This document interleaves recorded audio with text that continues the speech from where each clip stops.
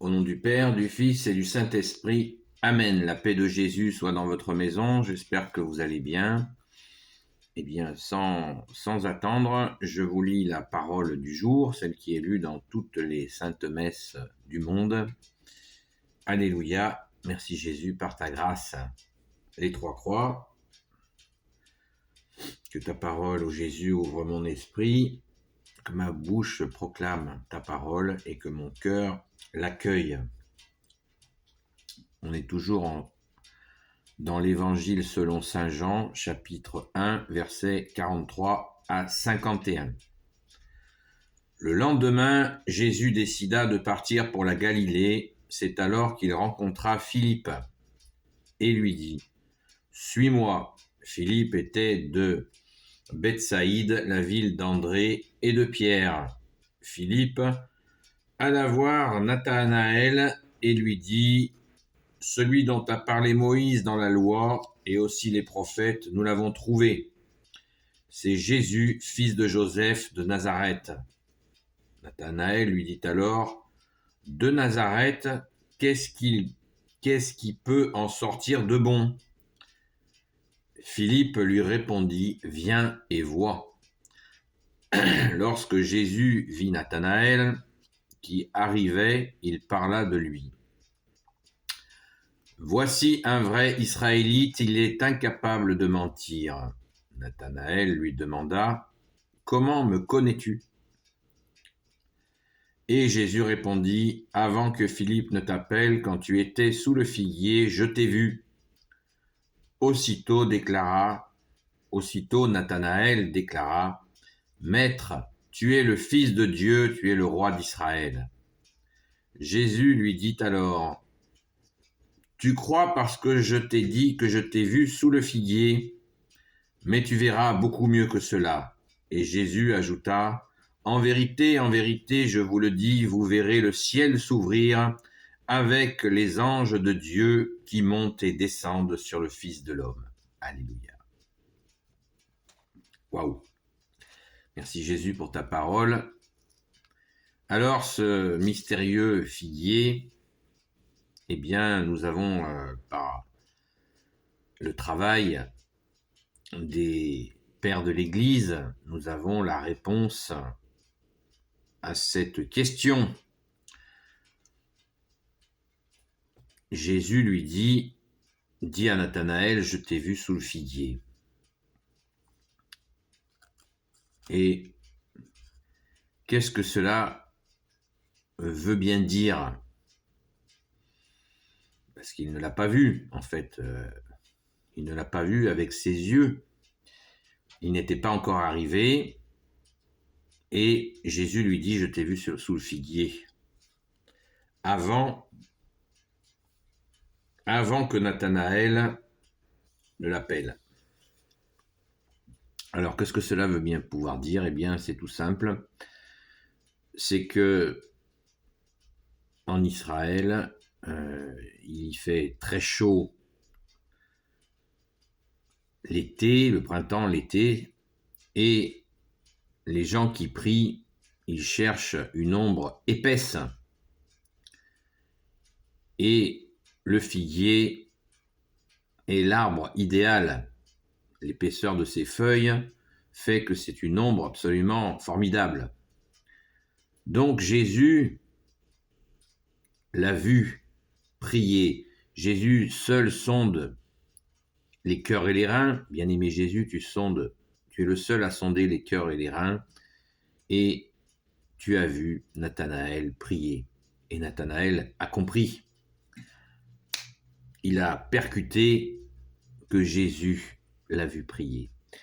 En plus, notre bien-aimé Jésus a pris soin de reconnaître la qualité d'absence de mensonge chez Nathanaël. Autre qualité qu'il lui a déclarée. Donc le gars, s'il ne ment jamais, eh bien, il doit être un peu au courant. Donc comment ça se fait qu'il a deviné que je ne suis pas un menteur ? Comment il a deviné que j'ai prié là sous le figuier ? Donc pour avoir cette capacité à voir, à lire tout simplement en moi dans un aspect positif. N'oublions pas qu'il y a des petits malins qui, soi-disant, lisent les autres personnes, mais là c'est une affaire de démons. Car très souvent, celui qui lit dans la personne, eh bien, il lit en négatif pour culpabiliser et faire ensuite rendre dépendant la personne. Là, Jésus, tu es le seul à sonder les cœurs et les reins, et tu sais tout, et tu portes tout. Merci Jésus. Et là, tu sais, tu vois clairement dans la personne. Et c'est absolument bouleversant. Vous imaginez, pour ce Nathanaël, déjà, l'évangile n'en parle pas, mais le fait même de rencontrer le Fils de Dieu, Jésus, le oint du Père, le Christ Jésus, ça devait quand même bien secouer. Le simple aborder, voir, toucher presque le Fils du Père, l'autorité qui devait émaner de toi, Jésus, pour celles et ceux qui t'ont vu toucher. L'Évangile n'en parle jamais de cela. Si, à un moment donné, il y a des témoignages de gens qui disent que Jésus enseigne, non pas comme les docteurs de la loi, comme les prêtres, Jésus enseigne avec autorité. Oui, c'est dit une fois dans les évangiles. Donc, hélas, quand nous lisons les évangiles, eh bien, nous n'entendons pas sa voix. Ça peut nous arriver par grâce, peut-être exceptionnellement, de façon, voilà, par grâce de temps en temps, qui sait, et d'entendre cette voix puissante du Verbe de Dieu que tu es Jésus. Et là, Nathanaël et Philippe sont face à lui. Donc, quand il lui a dit « il n'y a pas de ruse en toi », quand il lui dit « je t'ai vu sous le figuier », c'est sûr que là, il manque le ton de la puissance. Et certainement que Nathanaël était, comme je vous l'ai dit hier, pour André et Pierre, devaient être donc des personnes qui étaient dans l'attente aussi du Sauveur. Ce n'étaient pas des gens qui ne s'en préoccupaient pas. D'après ce que l'on lit, on le découvre, eh bien ces gens s'interrogeaient. Ce qui ne veut pas dire que les gens, quand je dis que cela, ça ne veut pas dire que j'ai du mépris pour ceux qui ne s'interrogeaient pas. C'est pas du tout la question. C'est simplement que nous vérifions en lisant les évangiles que ces apôtres, ces premiers apôtres, eh bien, certainement comme les suivants, s'interrogeaient sur la venue du Messie, de l'unique Messie, du Christ, du oint du Père, donc ils s'interrogeaient et ils étaient attentifs. Et d'ailleurs, qu'est-ce que dit Philippe à Nathanaël? Il lui dit « Viens et vois ». Hein, c'est bien ce que dit Nathanaël, Saint Philippe à Nathanaël. « Viens et vois ». Ça veut dire qu'il y a la puissance de la voix dont je viens de vous parler, et je vous ai aussi parlé de la prestance, l'autorité dans dont tu nous dis, Jésus, apprenez que je suis doux et humble de cœur. Donc la puissance dans une humilité, c'est quelque chose d'absolument unique. Il n'y a que toi, Jésus, qui est venu, justement, qui est Dieu, qui est venu sur cette terre pour manifester cette puissance, avec bien sûr les œuvres qui vont suivre, avec les miracles qui vont pleuvoir. Mais d'ici là, la simple présence puissante de ta présence, ô Jésus, fait que waouh, les gens devaient être scotchés. Et c'est rien de le dire. Alléluia. Merci Jésus.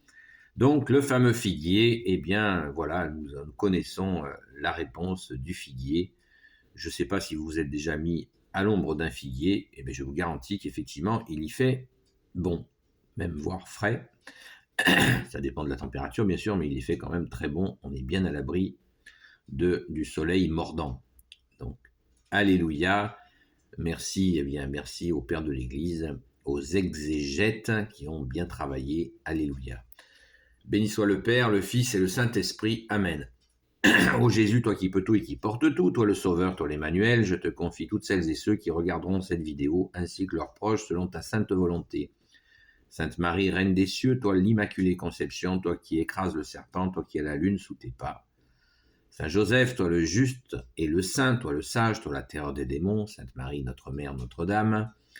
Sainte Marie-Madeleine, notre chère sainte patronne, et vous tous les saints et saintes, amis de Jésus, Saint Michel Archange qui est comme Dieu, Saint Gabriel Archange, Saint Raphaël Archange et tes anges guérisseurs, et vous tous les anges qui servez Jésus, je vous confie toutes celles et ceux qui regarderont cette vidéo, ainsi que leurs proches, selon ta sainte volonté, ô Jésus.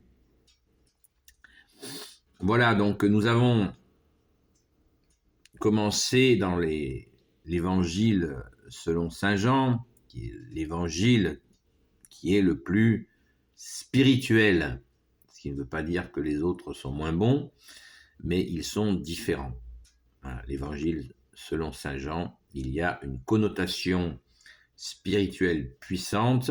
Ce n'est pas pour rien que Jésus a donné la révélation, qui veut dire quoi? L'Apocalypse à Saint Jean pour l'écrire, parce qu'effectivement, c'était le plus spirituel des quatre, de toute évidence. Alléluia, merci Jésus, et je vous dis la paix de Jésus soit dans votre maison, et à très vite.